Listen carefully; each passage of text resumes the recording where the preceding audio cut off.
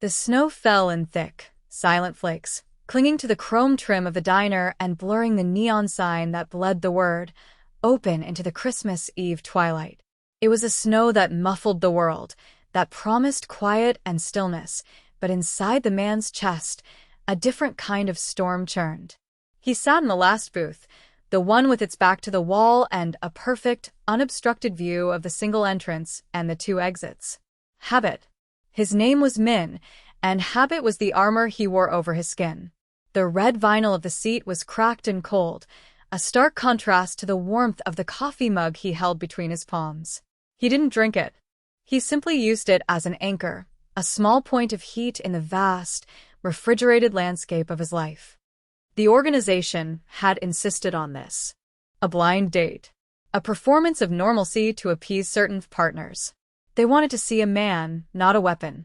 A man with ties, with softness, with something to lose. It was a strategic liability he was being forced to adopt, and he resented it with a cold, precise fury.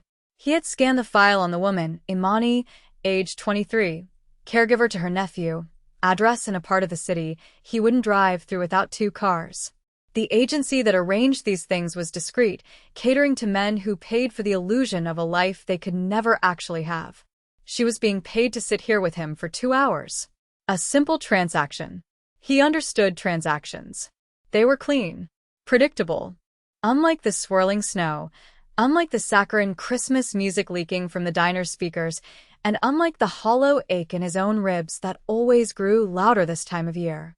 The bell over the door chimed, a tinny, cheerful sound that grated on his nerves. He didn't look up, not immediately. He watched her reflection first as it moved across the polished surface of the jukebox. A woman, larger than the file photo suggested, shaking snow from her shoulders. She wore a coat that had seen better winters, and beneath it, a sliver of soft pink fabric. She was holding the hand of a small child, a boy bundled so thoroughly against the cold that only his wide, curious eyes were visible. Min's jaw tightened. A child had not been part of the transaction. Children were complications. They were variables in a world that punished miscalculation. He felt a familiar urge to rise, to abort the entire charade and retreat to the sterile silence of his high-rise apartment. But he remained seated, a statue carved from discipline, his hands still wrapped around the cooling mug. This was just another job. Endure. Observe. Depart. The mantra had kept him alive for a decade. He saw no reason it would fail him now. He finally lifted his gaze from the reflection to the reality, just as she spotted him, her expression a mixture of apprehension and weary resolve. For a moment, he forgot she was being paid. She just looked like a woman trying to find a safe harbor in a storm. Imani felt the man's eyes on her before she located his booth. It was a stare that didn't just see. It assessed. It was heavy, like a physical weight in the warm, greasy air of the diner. She squeezed her nephew Noah's hand, a small reassurance that was as much for herself as it was for him. There he is, sweet boy. Be good for Auntie, okay? Noah nodded, his gaze fixed on the miniature Santa figurine glued to the top of the napkin dispenser. The agency had been vague, promising a generous payment for 2 hours of her time. Enough to cover rent for January and buy Noah the ridiculously expensive dinosaur toy he dreamed about. Desperation was a sharp-toothed motivator. It had pushed her past her own fear, past the strangeness of meeting a man whose name she had only learned that afternoon from a sterile email. Mr. Kong. Be polite. Be pleasant. Do not ask personal questions. The rules were simple. She guided Noah into the booth, sliding him onto the vinyl seat before sitting down herself. The man, Mr. Kong, was even more intimidating in person. He was handsome in a severe, sculpted way, with eyes that seemed to hold no light at all. He wore a simple black cashmere sweater that probably cost more than her entire wardrobe. He didn't smile or offer a greeting. He just watched her, his stillness a profound and unsettling contrast to the diner's gentle hum. She unzipped Noah's puffy coat, revealing his small frame and the faded superhero shirt beneath. "This is my nephew, Noah," she said, her voice steadier than she felt. My sitter canceled last minute. I hope that's okay. The man's gaze flickered to Noah for a bare second before returning to her. His silence was an answer in itself. It was not okay. It was a breach of protocol. She felt a flush of defensive anger. She was doing her best. Wasn't that enough for anyone anymore? She slid Noah a menu and a crayon she'd brought from home. "Why don't you draw me a picture of that Santa?" she murmured, creating a small, safe bubble for him in this tense, adult space. Then she faced the silent man across from her. "I'm Imani," he gave a curt, almost imperceptible nod. I know. His voice was low, a quiet rumble that seemed to vibrate with unspoken power. She saw his hands then, resting on the table. They were perfectly still, elegant and controlled. They looked like hands that could break things without ever raising a sweat. The silence stretched, thick and uncomfortable. Imani, who filled the anxious silences in her life with chatter, found herself at a loss. This man's quiet wasn't empty. It was full. It was a wall, and she had no idea how to breach it. A waitress, a cheerful woman with tinsel in her hair, came to take their order. Imani asked for a hot chocolate for Noah and a coffee for herself. Min ordered nothing. He simply dismissed the waitress with a subtle gesture that was somehow more commanding than a shout. The interaction was a microdisplay of his world, efficient, silent, and entirely on his terms. Imani wrapped her hands around her own mug when it arrived, mimicking his posture. Maybe if she mirrored him, she could understand the language he was speaking. She watched Noah, who was now happily scribbling a wild, yellow sun on the back of a paper placemat, oblivious to the strange gravity pulling all the air out of their booth. He was her anchor, her reason. She was here, in this bizarre Christmas Eve pantomime, for him.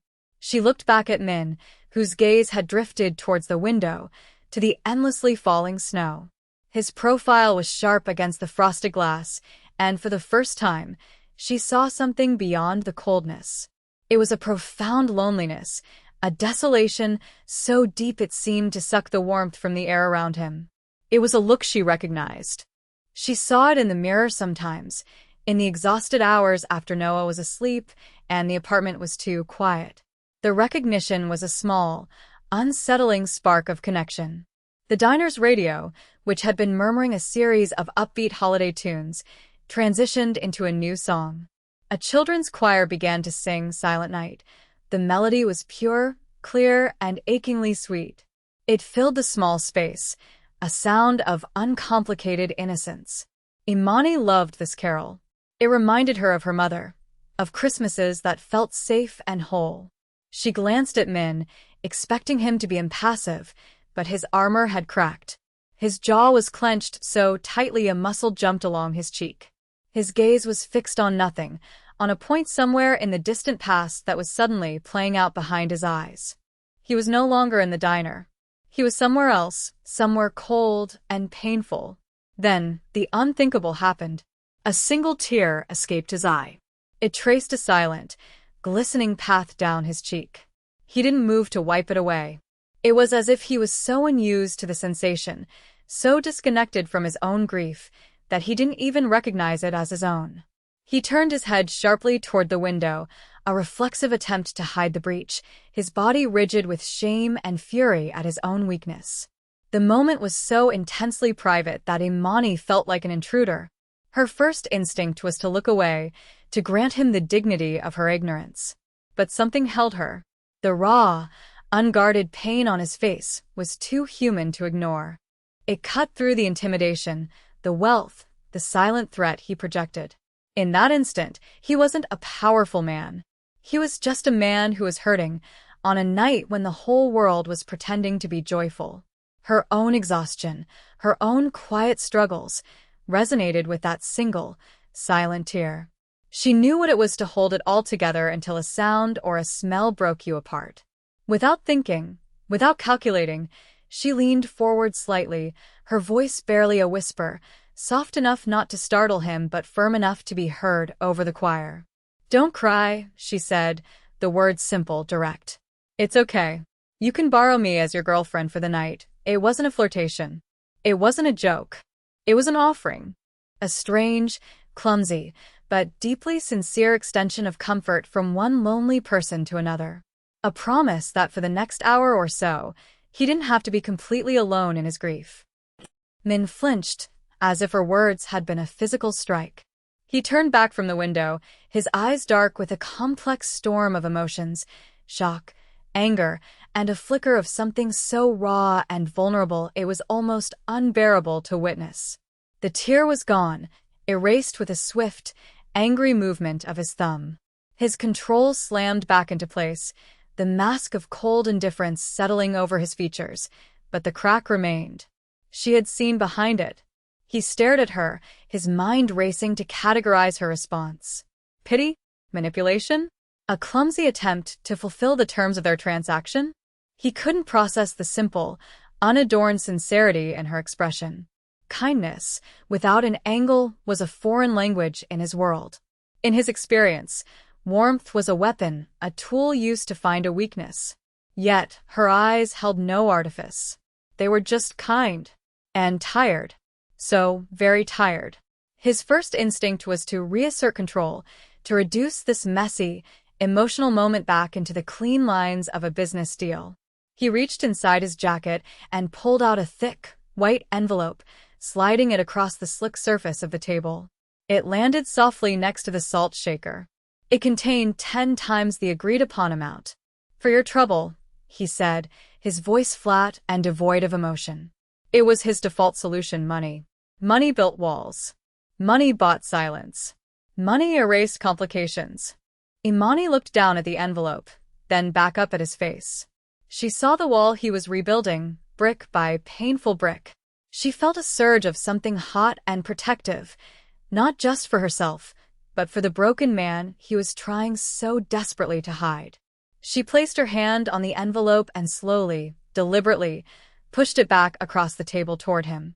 "I'm not for sale," she said, her voice quiet but ringing with an unshakable firmness. "And neither is my kindness." His eyes narrowed. This was not the expected response. People took his money. Always.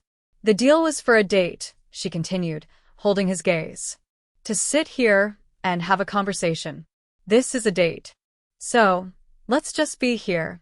She was drawing a line, not in anger, but in dignity. She would not allow him to cheapen her empathy, to turn it into another commodity he could purchase. Before Min could formulate a reply, a small voice broke the tension.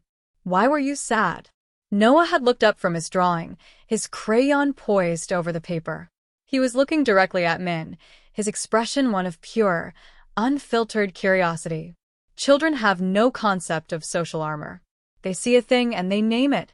The question, so simple and direct, hung in the air between them, more powerful than any threat or negotiation. Min was completely disarmed. He had strategies for dealing with armed rivals, with treacherous partners, with corrupt officials. He had no strategy for a 5-year-old boy asking him about his feelings. He looked at Noah, at the innocent sincerity in the child's face, and felt the foundations of his world tilt. He had built a fortress around himself, and a woman with tired eyes and a small child with a yellow crayon were dismantling it without even trying. He was a man who controlled everything, and in this cheap diner booth, he had lost control of the one thing he guarded most fiercely: himself. The fragile truce in their booth, woven from a child's question and a woman's quiet refusal, was shattered by the violent chime of the bell over the door. It wasn't the gentle ring of a customer entering. It was a clang, harsh and sudden. 2 men filled the doorway, bringing the biting cold in with them. They were big, dressed in cheap parkas that didn't hide the bulk of their shoulders, and their eyes were not taking in the festive decorations. They were scanning, hunting. Their gazes swept the room and locked onto Min's booth with the chilling precision of predators finding their prey. The entire atmosphere of the diner curdled instantly. The cheerful holiday music seemed to mock the sudden, lethal tension. Imani felt it first as a prickle on her skin, a primal instinct screaming that the rules of the world had just changed. She saw the shift in Min. It was terrifying. He didn't tense up, he settled. The coiled energy in him became something dense, focused, and utterly still. It was the calm at the absolute center of a hurricane. His eyes, which had shown a flicker of vulnerability moments before, were now flat, cold, and ancient. This was the man she had sensed beneath the surface. This was the danger. He moved with a speed that defied belief. One moment he was sitting, the next he was on his feet, a dark shape positioning himself almost casually between the approaching men and the booth where she and Noah sat. He had become a human shield. "Imani," he said, his voice a low, lethal command that cut through the diner's hum. "Stay behind me. Do not move," he spoke to the men in Korean. The language was different from the clipped, authoritative tone he'd used on the phone. This was guttural, a language of the street, laced with unmistakable menace. Imani couldn't understand the words, but she understood the intent. It was a warning, a final chance. One of the men smirked, dismissing the warning, and reached inside his coat. It was the last mistake he would make. Min's movement was not a fight. It was a piece of brutal physics. He closed the distance in a single fluid step. There was the sickening crack of a wrist breaking, a choked gasp of pain. He used the first man's body as a shield and a pivot, spinning him into his partner. An elbow struck with surgical precision at the base of the second man's skull. Both men crumpled to the linoleum floor, unconscious before they even fully fell. It was over in less than 3 seconds. Utterly silent, brutally efficient, and absolutely terrifying. The diner erupted into chaos. A waitress screamed. A plate shattered. Patrons scrambled from their booths, fumbling for their phones or the door. In the midst of the panic, Min was an island of deadly calm. He turned, his face an unreadable mask, and grabbed Imani's arm. His grip was like iron, not painful but unyieldingly firm. "We have to go." Now she was frozen, her mind struggling to reconcile the quiet, grieving man from moments ago with this terrifyingly capable predator. But then she looked at Noah, whose eyes were wide with fear, his bottom lip trembling, and her own fear was burned away by a ferocious, protective instinct. She scooped him into her arms, her body a shield for his, and allowed Min to pull them through the pandemonium and out into the biting, cleansing cold of the Christmas Eve snow. The car was a black hole that swallowed sound. The moment the heavy door clicked shut, the sirens, the shouting, and the chaos of the diner vanished, replaced by the hushed, leathery silence of extreme wealth. It was a German sedan, anonymous on the outside, a fortress within. The engine was a distant, almost imperceptible hum. Min navigated the snowy streets with an unnerving calm, his hands steady on the wheel, his eyes constantly checking the mirrors. He wasn't fleeing, he was executing a tactical withdrawal. Imani sat in the passenger seat, trembling, her arms wrapped tightly around her own body. In the back, buckled into a child's seat that seemed to have materialized from nowhere, Noah had finally succumbed to the shock and exhaustion, his small head lolling to the side in sleep. The adrenaline that had propelled her out of the diner was draining away, leaving behind a cold, shaky dread. She had just seen a man break other men, as if they were twigs. The same man who had wept over a Christmas carol. The paradox was too much for her tired mind to hold. Who was he? What had she stumbled into? Min didn't speak. He drove for what felt like an eternity, the city lights blurring into streaks of color through the snow-streaked windshield. He was giving her space, letting the silence do its work. He knew what she had seen, and he knew that words now would be useless. Action was the only language that mattered. He reached into the glove compartment and retrieved a bottle of water, sealed and cold, and passed it to her without a word. It was a simple gesture, but it felt profound. An offering of normalcy in the wake of violence. A few minutes later, he shrugged off his own coat, a heavy, dark wool overcoat that smelled faintly of cold night air and something expensive, and draped it over her shoulders. It was incredibly warm, a cocoon of impossible softness that felt like a shield against the shivering in her bones. She pulled it tighter, inhaling the scent, feeling the sheer weight of it as a form of comfort. It felt safe. The irony was not lost on her. Safety, offered by the most dangerous man she had ever met. Her mind flashed back to the diner, to the chaos, and a sudden, sharp pang of loss hit her. Noah's drawing. The cheerful, lopsided yellow sun he had scribbled on the placemat was still there, left behind on the sticky table. It felt like a piece of his innocence had been abandoned in that violent place. It was a silly thing to worry about after what had just happened, but the thought of that small piece of paper being swept up with the shattered plates and thrown into the trash felt like another violation, another piece of their fragile world broken. They finally pulled into a heated, underground garage, the stark concrete a jarring contrast to the soft snow outside. The building was a sleek, anonymous tower of glass and steel. He led them to an elevator that opened directly into an apartment. It was vast, minimalist, and sterile, furnished with expensive but impersonal pieces. It looked less like a home and more like a high-end holding cell. "You will be safe here," he said, the first words he'd spoken since the diner. His voice was flat again, the command tone from before replaced by a quiet authority. He showed her the spare bedroom. For the boy, he pointed to a kitchen stocked with unopened, gourmet provisions. "There's food," he was all logistics, all function. He was building walls around them, this time made of concrete and security systems instead of silence and money. He was a protector, but his methods were as unsettling as the threat itself. He retreated to the living area, leaving her to settle Noah into the bed. The child didn't even stir. As she tucked a soft, gray blanket around him, she felt the full weight of her situation crash down on her. She was in a stranger's apartment, a man who moved in a world of casual brutality, and she had no idea what would happen next. She walked back into the living room, her heart pounding. Min was standing by the floor-to-ceiling windows, looking out at the city lights twinkling through the falling snow. He had his phone to his ear, and he was speaking in that same low, authoritative Korean. He was a king in his castle, moving pieces on a board she couldn't even see. The phone call was brief, a series of clipped commands. Min listened to the report from his subordinate, his expression unchanging. The diner had been cleaned. The local police had been placated with a story of a gang-related scuffle, a narrative supported by a generous donation to their benevolent association. The two men were being dealt with, interrogated to find out who had sent them, who had been reckless enough to make a move on Christmas Eve. But that was secondary. The primary objective had shifted. He gave a new set of orders. He recited Imani's address from memory, the one from the agency file. He wanted a full workup on the building, the owner, the neighborhood. He wanted his people to watch the place.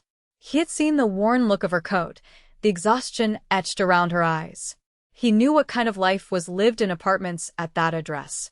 It was a life of vulnerability, of leaky faucets and landlords who preyed on fear. A world away from this climate-controlled tower, but a world whose dangers were just as real, if not as sudden, as a knife in an alley. "And one more thing," he said, his voice dropping even lower. "The booth. The last one on the left." There was a drawing on the table. A child's drawing. A son. "Find it." There was a pause on the other end of the line, a flicker of confusion from his lieutenant, a man accustomed to orders involving weapons and surveillance, not crayons. Min didn't elaborate. "Find it," he repeated, the command absolute. He hung up. He turned from the window. Imani was standing in the doorway to the living room, watching him, his coat still wrapped around her shoulders.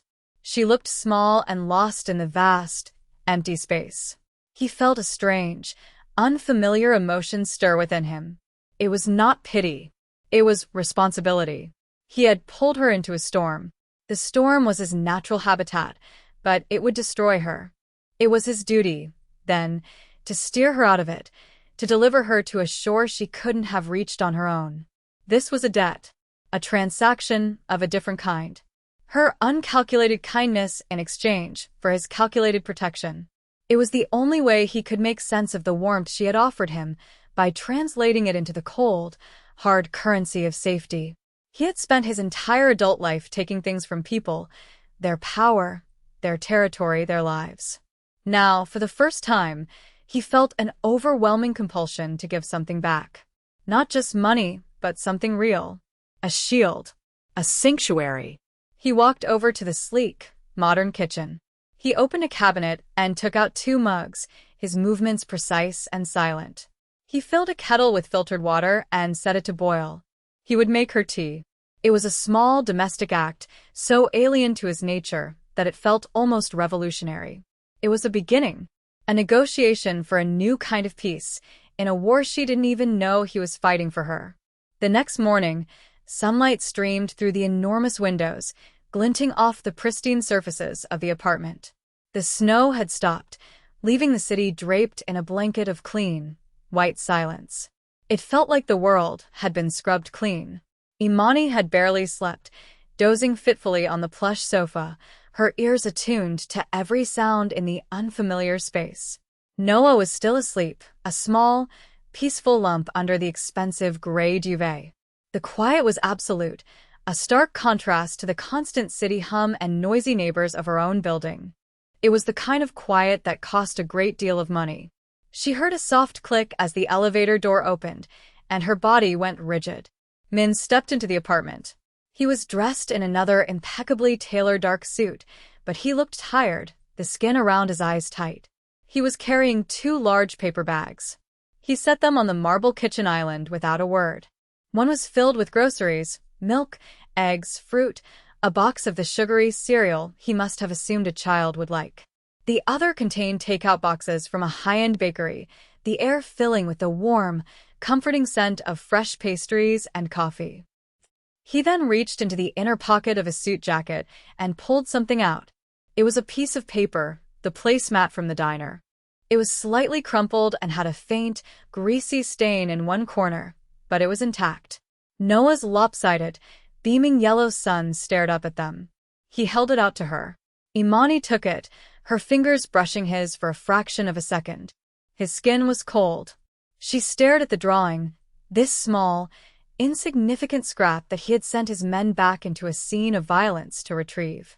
It was the most eloquent apology she had ever received. It said he understood what was important, that he saw past the chaos to the small, human thing that had been lost within it. "Thank you," she whispered, her voice thick. He gave a single, sharp nod, as if to dismiss the weight of the gesture. He busied himself with making coffee, his movements economical and precise. The silence felt different this morning. It was less of a wall and more of a space, a quiet room they could both occupy, without needing to fill it with noise. As he handed her a mug of coffee, he finally spoke, his gaze not quite meeting hers. "The song," he said, the word hanging in the air. "Silent Night. My mother used to sing it." He paused, and she could tell the admission cost him something. "On Christmas Eve." Before everything, he didn't elaborate on what everything was, and she didn't ask. She didn't need to. The word was heavy enough to contain a lifetime of loss. "The men from the diner were a message from a rival," he continued, his tone shifting back to the familiar, factual cadence. "By being with me, you became a target. A liability. They know your address. They know about your nephew." The words landed like ice chips in her stomach. This wasn't just about a random fight. His world had followed them, its shadow now falling directly over her life, over Noah. "I am responsible for that," he said, his voice flat but carrying an immense weight. "And I will fix it." He slid a single key and a crisp, new lease agreement across the counter. "This is a new apartment. 3 bedrooms. In a secure building near a good school. The first year's rent is paid. Your possessions will be moved this afternoon. Your old landlord has been persuaded to forget your tenancy." It wasn't a question. It was a statement. A solution already executed. This was his power, not in violence, but in logistics.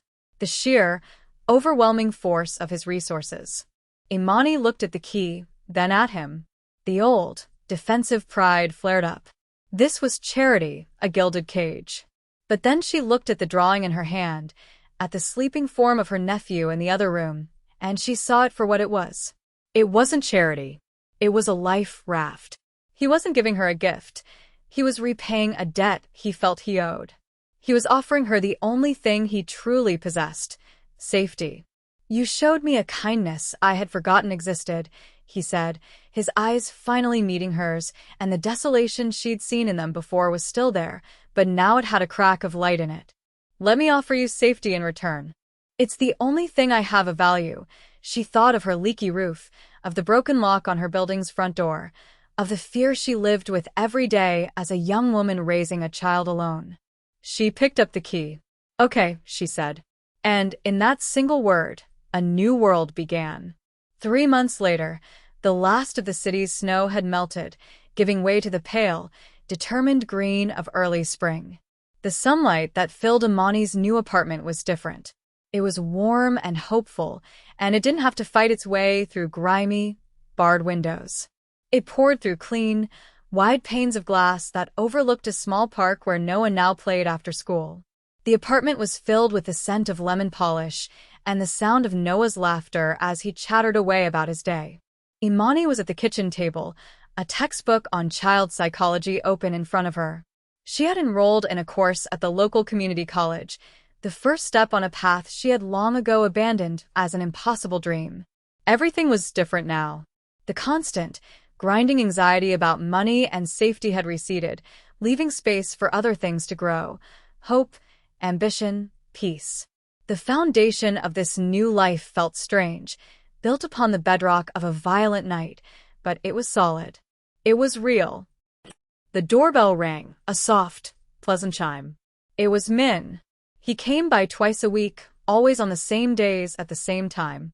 His visits were quiet rituals. He never stayed long, but his presence had become a strange, anchoring point in their week. Noah ran to the door, yelling his name. "Min." "You're here." "I built a rocket ship." Min entered, and a small, almost imperceptible smile touched his lips as he looked down at the boy. He had shed the severe black suit for dark jeans and a gray Henley, an effort to fit into their world. The armor was still there, in the controlled way he moved, in the constant awareness in his eyes, but it was lighter now. He crouched down to Noah's level, his movements still precise, but no longer threatening. "A rocket ship? To where?"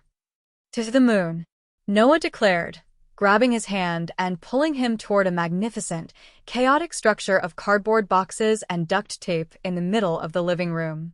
Min allowed himself to be led, sitting on the floor with the boy, his long legs folded awkwardly. He listened with solemn attention as Noah explained the complex schematics of his creation. Imani watched them from the kitchen, a warmth spreading through her chest. He was so gentle with Noah, so patient. He was a man of violent extremes, but here, in the sanctuary he had built for them, he was learning a different language, a language of quiet presence and simple play. She brought him a mug of tea, the way she always did. He took it with a murmur of thanks, his fingers brushing hers. The touch no longer felt cold. On the wall above the sofa, in a simple black frame, was Noah's drawing of the yellow sun. It was the first thing she had hung in the new apartment. It was a reminder, a testament to a strange and terrible night that had, against all odds, led them here. It was a symbol of the light that had broken through the darkest of armors. Later, after Noah was in bed, they sat in the quiet living room, the city lights twinkling outside.